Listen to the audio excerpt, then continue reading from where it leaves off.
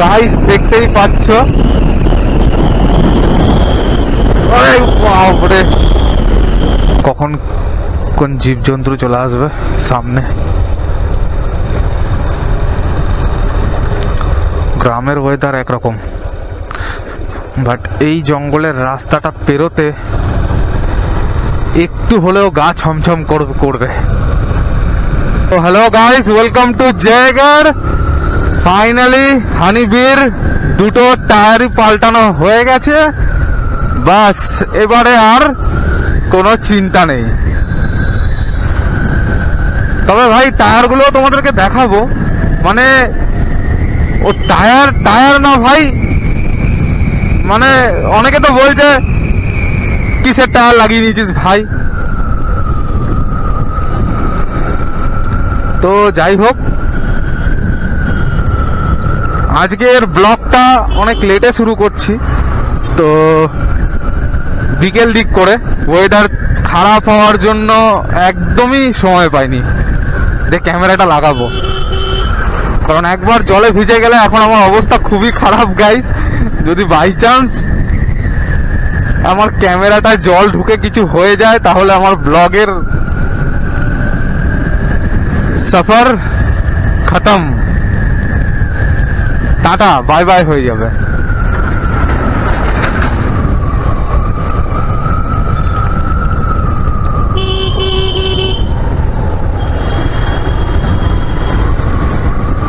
তো একটা ভালো প্লেস দেখে দাঁড়িয়ে তোমাদেরকে হানিবির টায়ারটা অবশ্যই দেখাবো, কারণ না হলে ভাই এত কনফিডেন্স নিয়ে গাড়ি চালাতে পারি না। আগের ড্রাইভ দেখছিলে আর এখন ড্রাইভটাও দেখে নাও, তোমাদের একটু আলাদা রকম ফিল হবে। আর মাইলেজের কথা তো বলতেই হবে না, মাইলেজ যেই কে সেই, মাইলেজে কোনো এফেক্ট পড়ে না। গাইস দেখতেই পাচ্ছ, আরে বাপরে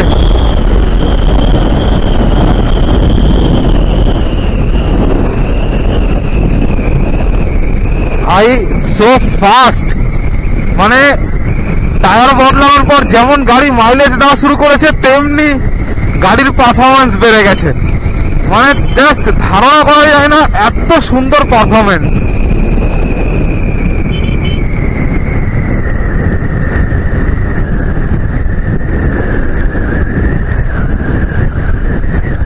তো সুযোগেই ছিলাম যে কখন টায়ারটা পাল্টানো হবে। রিসেন্ট আমি যার ফ্যান, আমি যার ব্লগ দেখি সব সময়, আমাদের আজিজ রাইডার দাদা, তো আমি দেখলাম যে ওনার হর্নেটে লুকিং গ্লাস দুটো নেই, আর একটু ভুলের জন্য একটা বড় সড়ো অ্যাক্সিডেন্ট করে বসলেন। তো ভুলটা যেমন যে গাড়ি নিয়ে আসছিল তার, তেমন দাদারও একটু ভুল আছে, তবে দাদার ভুলটা অতটাও নয়, কারণ এইটা মাথায় রাখতে হবে যে দাদার জায়গায় যদি আজকে সামনে একটা কুকুর চলে আসতো তাহলে হয়তো একটা বড় সড়ো কিছু হতে পারত, বাট দাদা ছিল, যা ক্ষতি হয়েছে দাদার উপর দিয়ে গেছে পুরোপুরি। দাদারও সেম হর্নেট আছে, বাট আমি দাদাকে একটাই কথা সাজেস্ট করব যে লুকিং গ্লাস দুটো অবশ্যই লাগাতে, কারণ লুকিং গ্লাস হয়তো আজকালকার জেনারেশনের ছেলেমেয়েরা লুকিং গ্লাস ফলো করে না, স্কুটি বলো বাইক বলো যেটা দিয়েই বলো, বাট আমি মনে করি লুকিং গ্লাসের একটা গুরুত্বপূর্ণ ভূমিকা আছে।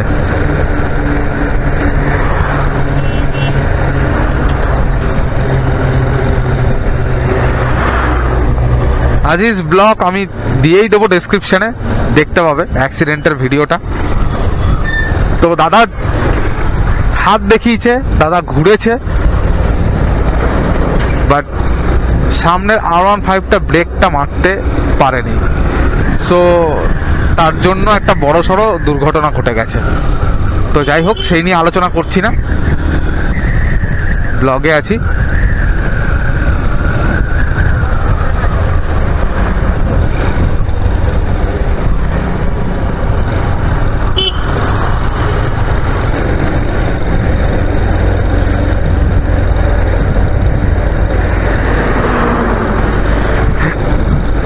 তো আমি বরাবরই এমআরএফ কে সাজেস্ট করি, কারণ এমআরএফ এর টায়ারে যথেষ্ট জল ভালো কাটে, আর ওর বিটটা অনেক দিন পর্যন্ত থাকে। ওর বিটে কোনো কথা হবে না, বিটটা অনেক দিন পর্যন্ত থাকে। আর তারপরে টায়ারের পারফরমেন্সও খুব ভালো, আরামসে জল কাটে। রাস্তায় জল পড়ে থাকলে সেখানে স্লিপ করার কোনো ব্যাপার থাকে না। আমি অন্য সব কোম্পানিদের ছোট করছি না, বাট তবুও আমার নিজের পার্সোনালি এমআরএফ যথেষ্ট ভালো লাগে।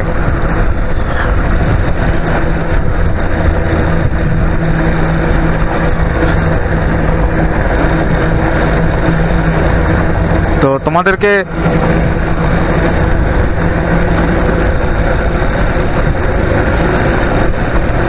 ডাইরেক্ট শোরুমে তোমাদের নিয়ে যাচ্ছি টায়ারের ভিডিওটা দেখার জন্য।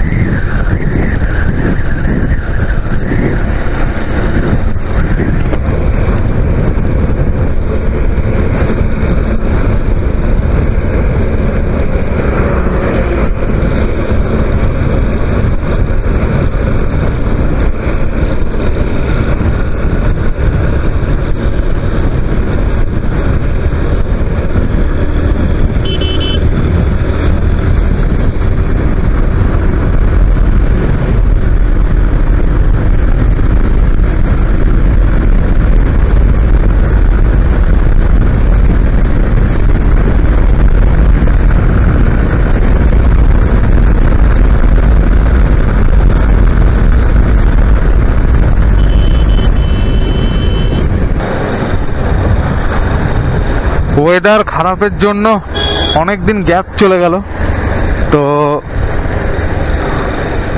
ফাইনালি সব কিছু সেরে দেন এখন একটু স্বস্তি।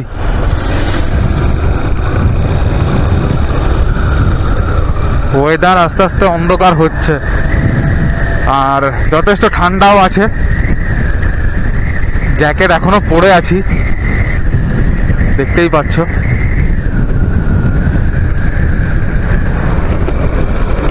তো এই সন্ধেবেলার ওয়েদারটাতে ফরেস্ট এরিয়াতে একটু পোকার উপদ্রবটা বেশিই থাকে, তাই হেলমেটের কাঁচটা একদমই খোলা যায় না,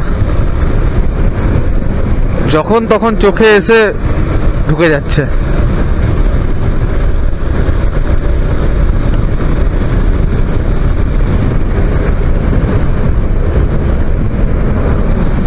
তো আমার হানিবি রেডি এই সমস্ত পোকামাকড়দের সাথে লড়ার জন্য।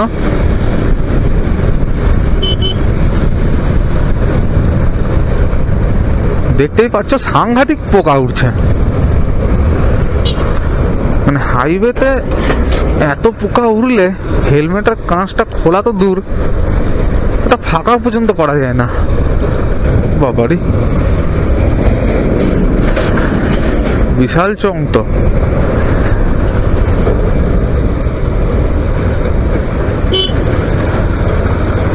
দাদা ওভারটেক করার চেষ্টা করছে, বাট রাউন্ড রোড ভাই, এত রিস্ক কে নেয়? রাস্তাটা পুরোই রাউন্ড, যদিও বা এখানে বাম্পারটা দিয়েছে, গাড়ি স্লো হয়ে যাবে।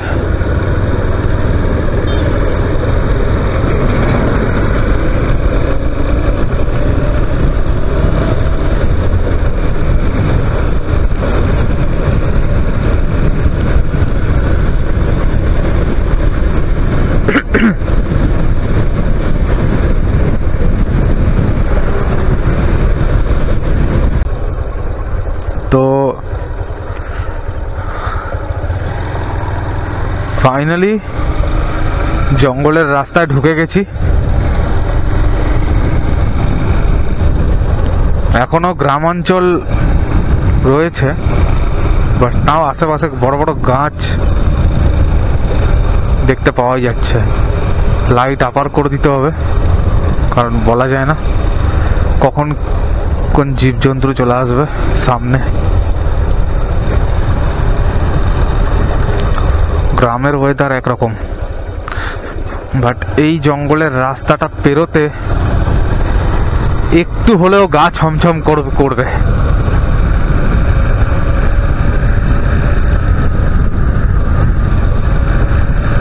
জানি না ভিডিওটা দেখে কার কিরকম লাগবে, বাট আমার তো ভাই পুরো গা ছমছম করছে।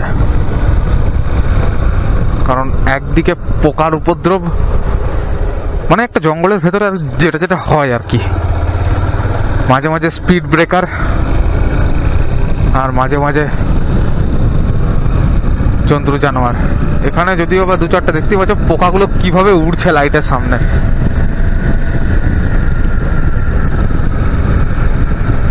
আমার মনে হয় হেলমেটের কাঁচটা নামিয়ে দেওয়াটা এখন উচিত, বাট কাঁচ নামালে সামনের গাড়ি লাইট মারলে পুরো ঝাপসা হয়ে যায়।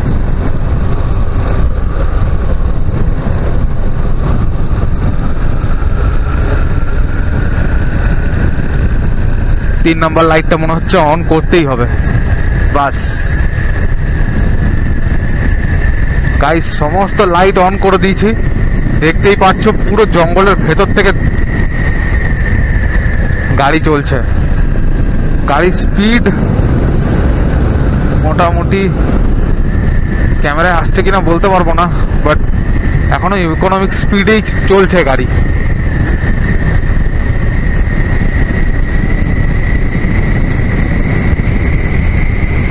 ফোর ইন্ডিকেটরটা মেরে দেই, দেখতেই পাচ্ছ ফোর ইন্ডিকেটরও জ্বলছে।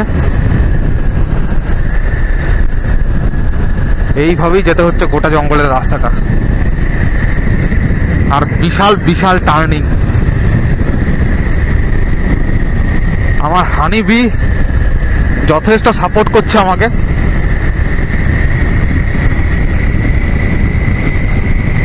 কারণ হানিবিও জানে যে এই জঙ্গলের ভেতরে কেউ দেখবে না ওকে, একমাত্র ও আমাকে দেখবে, আমি ওকে দেখবো, তাই তো হানিবি?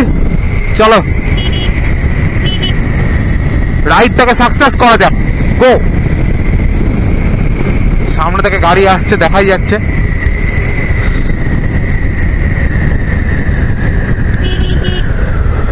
একটু ভুল আর বড় গাছের সাথে টক্কর।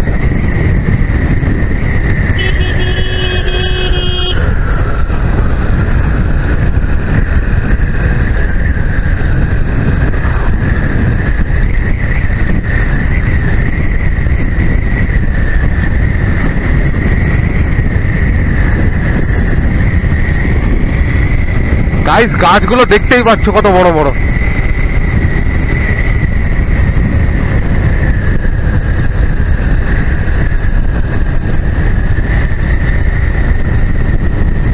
আমি সবাইকে রিকোয়েস্ট করব, এইরকম জঙ্গলের ওয়েদারে অনুগ্রহ করে কেউ ড্রিঙ্ক করে গাড়ি চালাবেন না, কারণ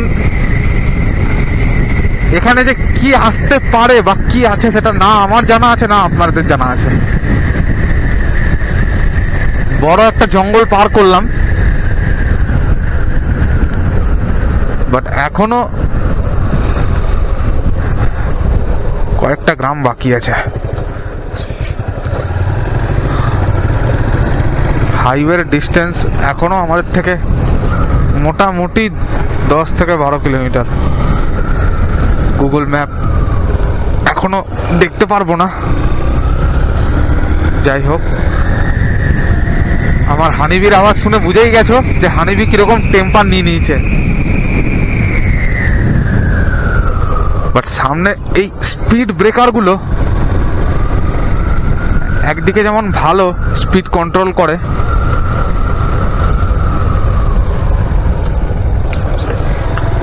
তেমনই রিস্কি।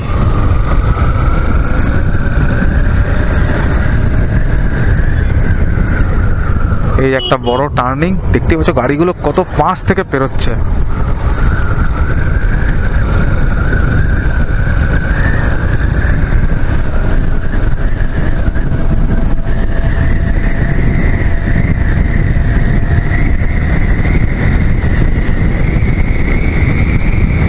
এবারে এলো আর একটা জঙ্গল।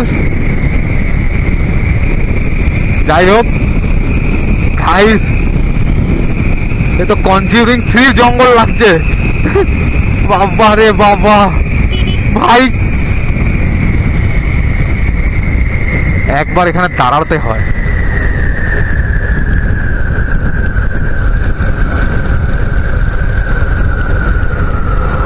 গাইস, গাড়ির স্পিডটা একটু স্লো করলাম।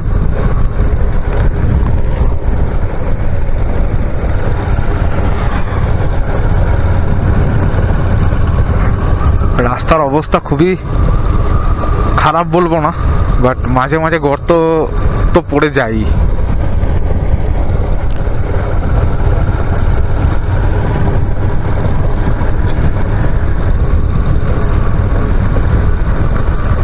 সামনের লাইটগুলো, প্রত্যেকটা গাড়ি এখানে স্পিডে চলবে, প্রত্যেকটা গাড়ি, একটা গাড়িও স্লো চলে না, কারণ সবাই এই জঙ্গলটা সম্বন্ধে জানে।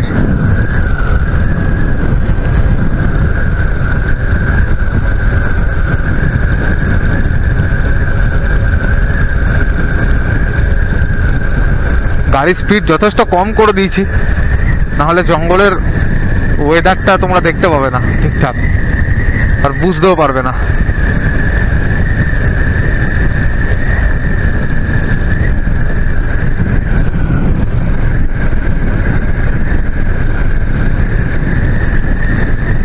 আমি তো মাঝে মাঝে ক্যামেরা দেখেই চালিয়ে নিচ্ছি।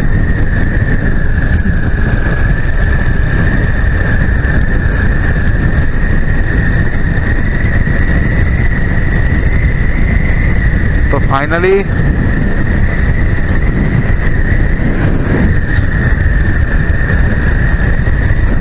একটা গ্রামাঞ্চলে ঢুকলাম।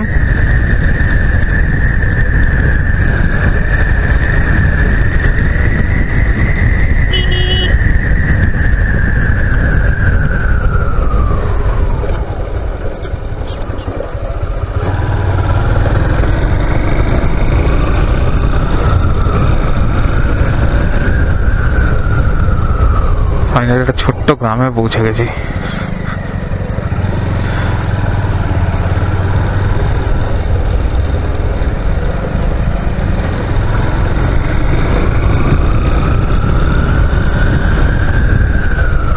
স্পিড ব্রেকার,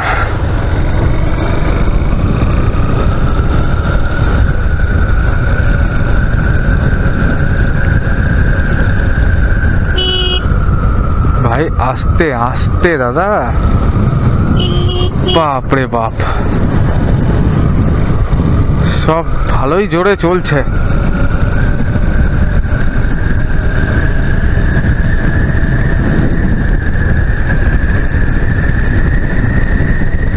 তো ফাইনালি আমরা জঙ্গলটা পেরিয়ে গেছি, এবার হাইওয়ে দেখতে পাবো। রাত্রেবেলার জার্নিতে জঙ্গলে যেমন ভয় লাগে তেমন এনজয়মেন্টও হয়। শুধু যে ভয় লাগে তা নয়, একটা আলাদা রকম এনজয়। বাট জঙ্গলে কিছু জীবজন্তু আছে যাদের থেকে একটু সাবধানে থাকতে হয়।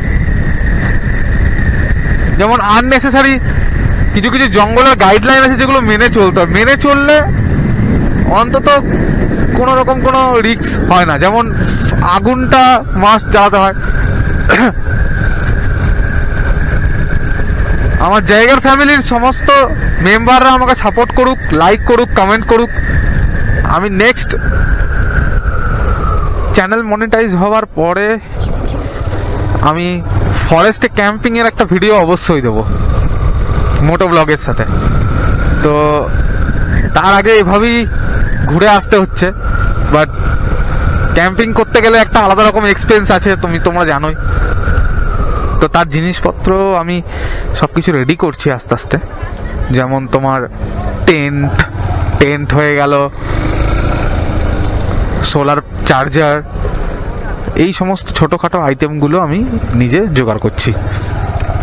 তো এগুলো সমস্ত কিছু জোগাড় হয়ে যাওয়ার পরে আমি একটা জঙ্গলে ক্যাম্প করব। বাট তার আগে তোমাদের সাপোর্ট আমার খুবই প্রয়োজন, কারণ তোমাদের সাপোর্ট ছাড়া আমি কিছু করতে পারবো না। কোনো রকম কোনো কমেন্ট থাকলে সেটা জানাও, লাইক করো, সাবস্ক্রাইব করো, আর জায়গাকে আগে এগিয়ে যেতে সাহায্য করো। কারণ আমি আরো অনেক রকম রাইড আমি প্ল্যানিং করে রেখেছি। তো সেই রাইডগুলো আমি করব। বাট এই মুহূর্তে আমার যেটা ভালো লাগছে, যেটা আমার মাথায় আসছে, তোমাদের যদি কিছু জিজ্ঞাসা থাকে বা তোমাদের যদি কোনো রকম কোনো দাবি থাকে যে দাদা তুমি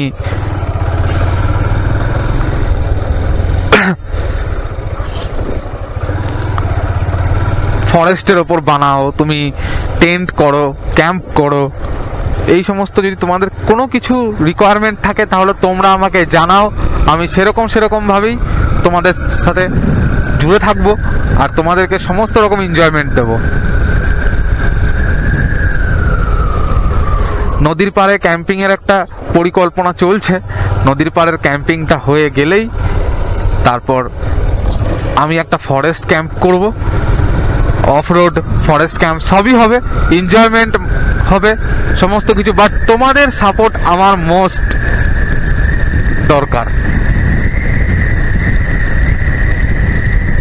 তোমরা সাপোর্ট করো, না হলে আমি একদমই এগোতে পারবো না।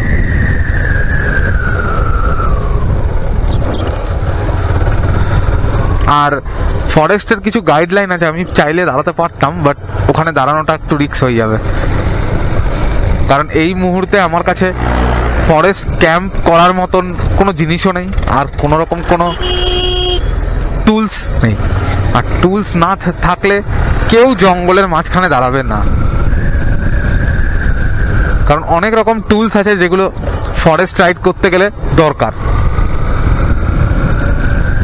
আর দয়া করে ফরেস্ট রাইডে কোনো সময় ক্যাম্প করলে তোমরা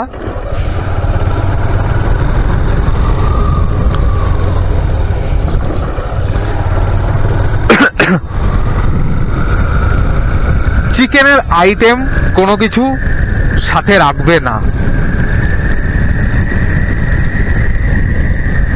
আর ফায়ার টুলস নিয়ে যাবে, যেমন মাচিস যখন তখন জলে ভিজে যেতে পারে, মাচিস নিজের কাছে রাখবে না।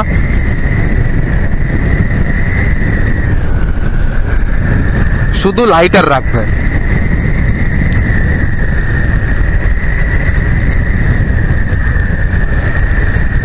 আর কিছুটা জায়গা পরিষ্কার করার জন্য তোমরা বড় সড়ো নাইফও ইউজ করতে পারো,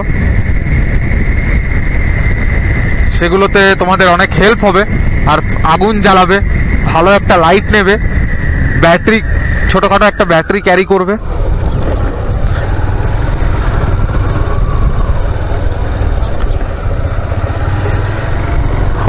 ওই সারা রাত ড্রিঙ্ক করলাম, আর ড্রিঙ্ক করে বসে গেলাম, আগুন নিভে গেল, কোনো রকম কোনো লাইট নেই।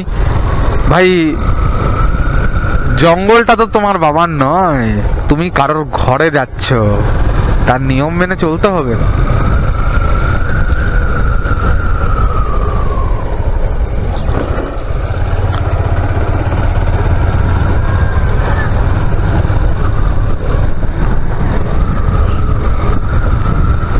তো ফাইনালি আমরা লোকালয়ে চলে এসেছি, আর জঙ্গল নেই। এইটুকু রাস্তায় জঙ্গল ছিল। তো গাড়ি তোমার হানিবি যথেষ্ট টেনেছে,